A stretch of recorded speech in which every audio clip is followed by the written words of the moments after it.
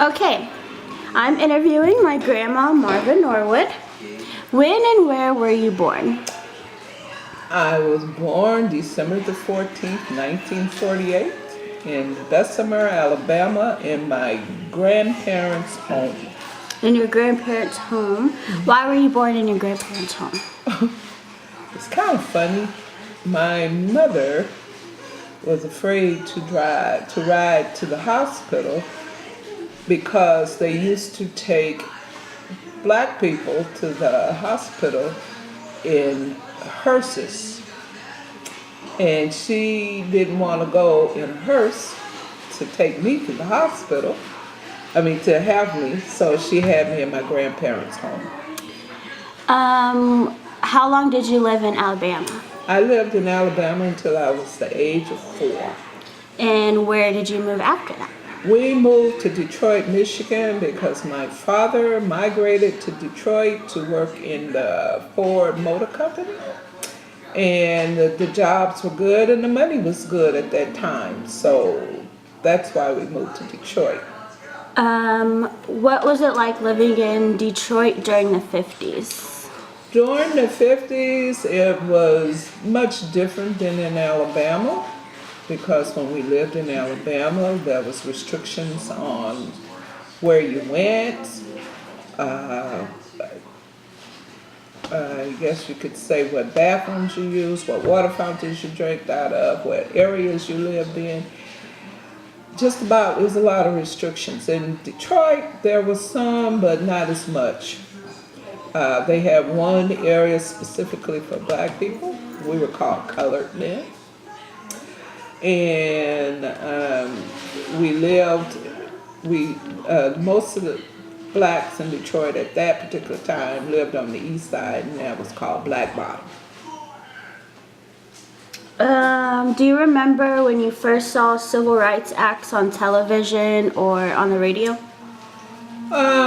I remember seeing Martin Luther King.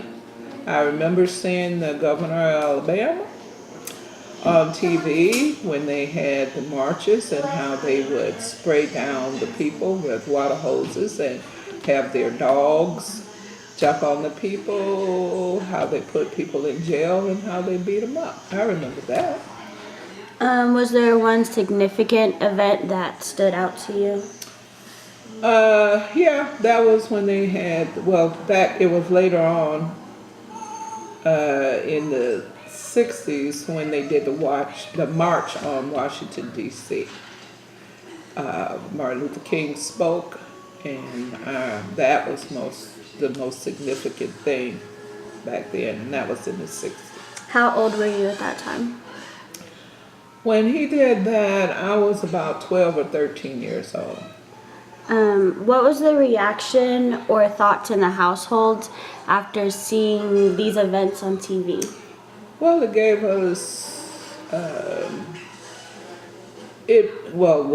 on me, it made me think of peace, to follow in behind Martin Luther King and his speeches, to try to protest in a peaceful manner, to make our voices be heard.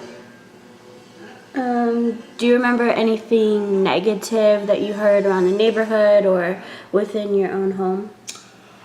No, not within my own home because my parents were from Alabama and they were raised in Alabama, and they weren't disrespectful because that's the way they were taught in Alabama or in the South.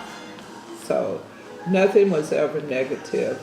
Actually, we didn't even talk about civil rights. It really wasn't an issue until Martin Luther King came.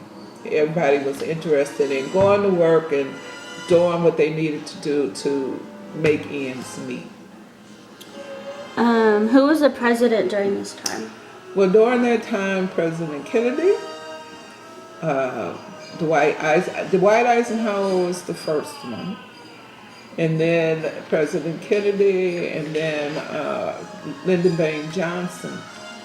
And they were the presidents during that time. Do you remember like your parents' views on the president or even your thoughts as a child? Well, my mother loved President Kennedy and his family. She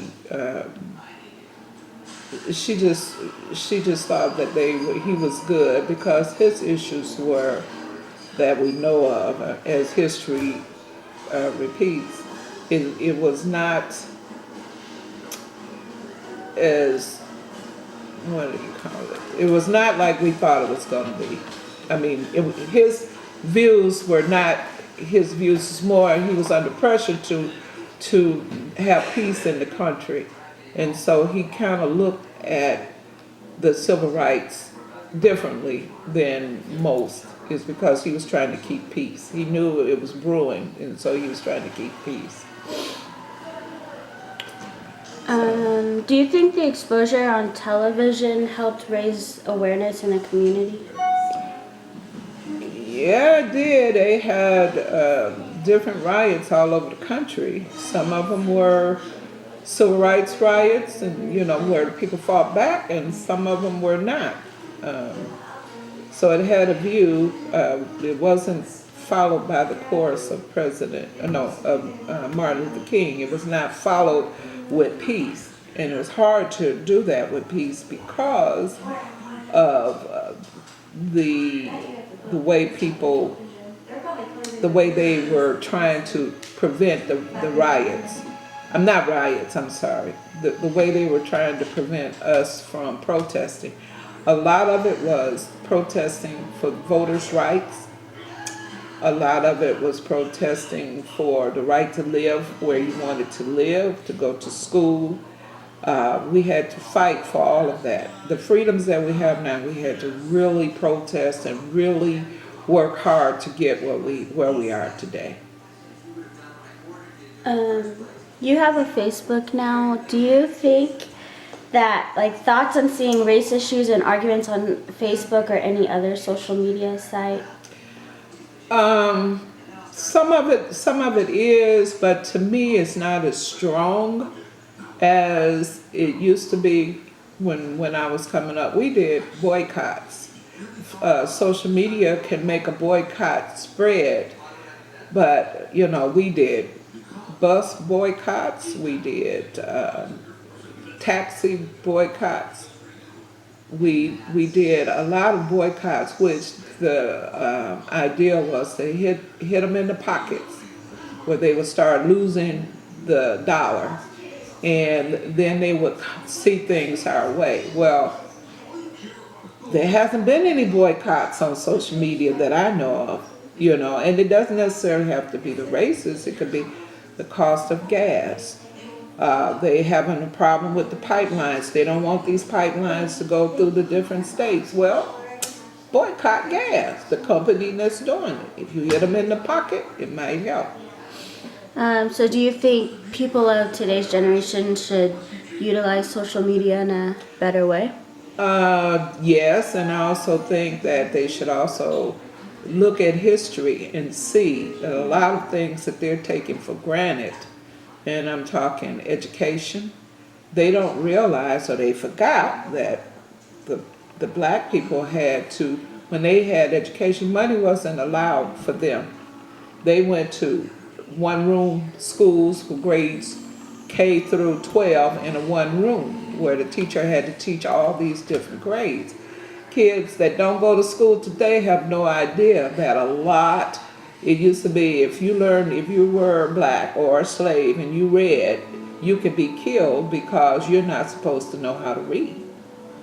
The kids don't think about their voting rights. They don't use those rights. People died because they were trying to fight for the people's rights to vote. So the thing is social media need to bring back the consciousness of people so that they can appreciate and utilize the things that people died for and the basis that, why these people died. That it's not in there. Every now and then I see it, but instead of them, notice that on Facebook sometimes people fight against each other over stupid stuff. instead of doing that, they need to build a strong consciousness of rights. And that's for all people, not just blacks, but all people.